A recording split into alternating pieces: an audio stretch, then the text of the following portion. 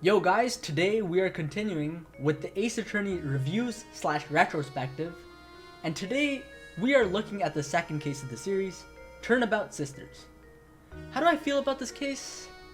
Well, we'll go through it section by section to see what I think, because it's a fairly short one compared to the other cases in the series. So it starts pretty good. We got Mia being murdered by Red White. The murder weapon is also the Thinker again, so that's nice. Phoenix finds his body, and his reaction isn't one that I would expect. He doesn't seem to be sad about it, even though the first turnabout established that Phoenix and Mia are pretty close, so it's weird that Phoenix has a reaction similar to that of the player. He's just shocked and doesn't seem to be too distraught over Mia's death. However, we see another girl beside Mia, and she's weeping over the death, and it makes sense. Her name is Maya. She's Mia's younger sister.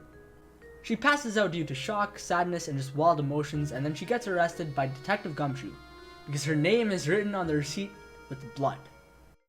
So there's a lawyer by the name of Marvin Grossberg that Mia recommended to Maya if she ever got in trouble, but when we ask Grossberg to defend Maya, he won't do it, and we don't know why. We also start to learn more about the Faye family. Obviously, we learn more about spirit channeling. It's very nice that they established this very early on. It would feel strange if spirit channeling was introduced later and it came out of nowhere. The conversations with Maya are probably my favorite part about this case. You can see how defeated Maya looks, and we also get more story and characterization related to Phoenix. Maya had a conversation with Mia about Phoenix, and Mia refers to Phoenix as a genius who is inexperienced. Now, I don't know about genius because the first turnabout isn't exactly something that's genius level, but I do understand what Mia is saying here, because Phoenix was really competent and kept attacking the witness until he eventually confessed. We also get a nice moment with Phoenix and Maya when she asks why Phoenix chose to defend her once Grossberg said no. He says it's because he has to be there for all the people who have nobody on their side, and then we see this small flashback to when he was little, which leaves some intrigue as to what happened in Phoenix's past. But her introduction to spirit channeling is a strange one in my opinion. Phoenix doesn't seem to know anything about the spirit medium stuff, but he doesn't seem too shocked about it existing in her universe. I guess now would be a good time to talk about the witnesses of the case. We'll start off with April May. She's able to charm every guy other than Edward in the game, but we're quickly able to see her snap. We also got the bellboy, who's probably my favorite witness in the case. He's just unpredictable. He's probably the most normal guy out of the three witnesses, but has some of the most strange moments. Then we got the killer, Red White. We'll save this guy for later because I have a lot to say about him.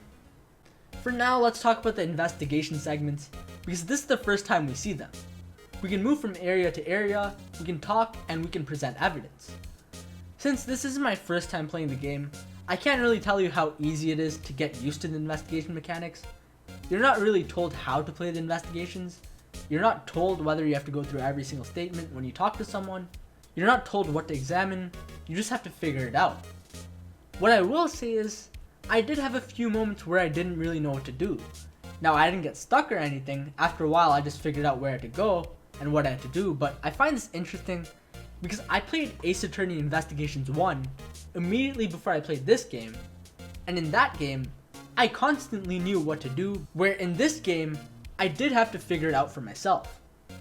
I do think I prefer the Investigations 1 style, where they just give me a hint as to what to do, because I don't really want to be stuck trying random things during my investigations. Thankfully in this case it's not too bad, but I'm sure in later episodes there's going to be some frustrating moments. Another thing we have are choices.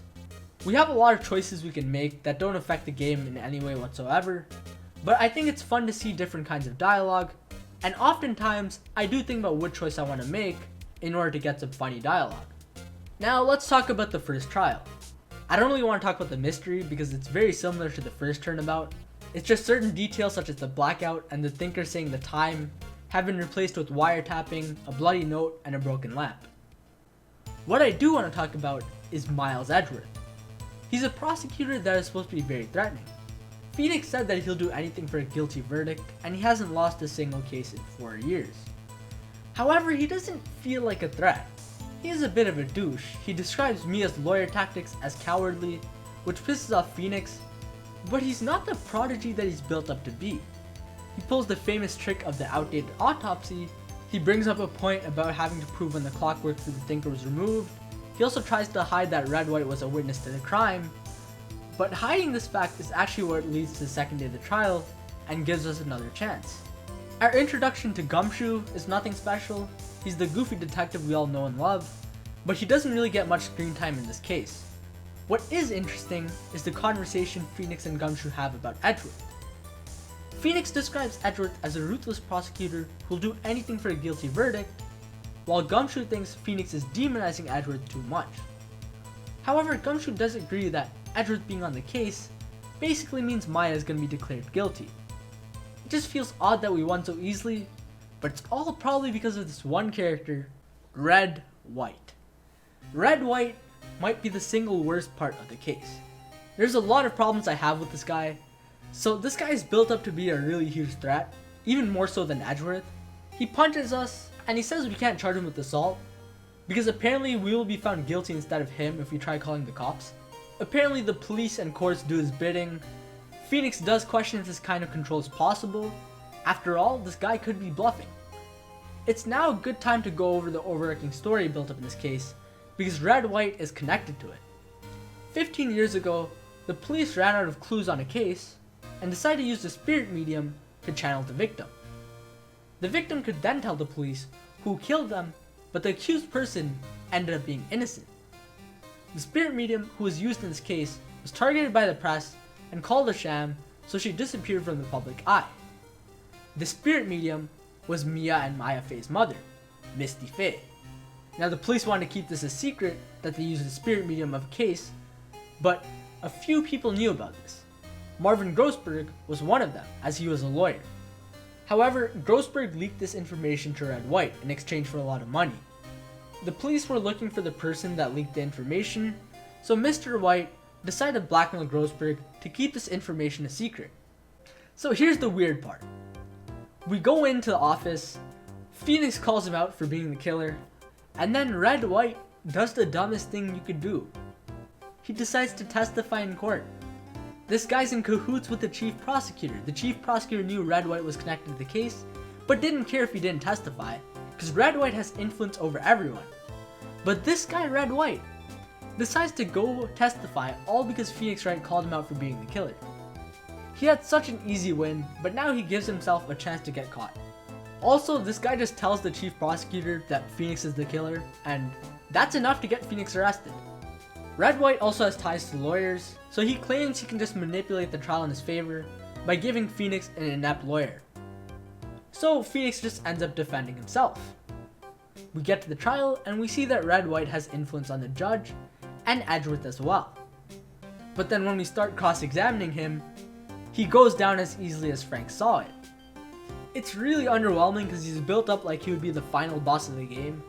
His influence on the courts didn't seem to come into play too much either. It just ended up being all talk and no action. He ends up confessing after Mia writes some names on paper, but even that feels like it wouldn't be enough to make him confess, just because of how much control he literally has on everyone. Well, whatever, we take him down. It's also weird how no one realizes that the victim is in the courtroom. Like, Mia's right there and nobody says anything. Anyways, we're free now, and Maya's also free, so it turns out that Mia told Maya to take care of the office. So Maya's our new sidekick, and the case comes to a close. And that's the end of Turnabout Sisters. If you couldn't tell, I didn't like this one that much. I don't think this is a bad case, but there weren't many moments that grabbed my attention, and there were a lot of problems I had with it. Overall, the witnesses aren't too fun. Even the bellboy isn't really that great. He's just my favorite out of the three. It also feels like this could be a one-day case. It's only a 2-day case because we don't really get to meet Red White in the first day. Again, and the mystery is just the first turnabout all over again. It's really nothing compelling. Overall, I give this case a 5.5 out of 10.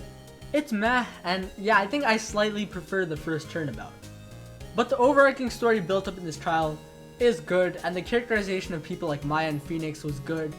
So the game still has a lot of forward momentum, and we'll see where it goes next with Turnabout Samurai. So, see you all then.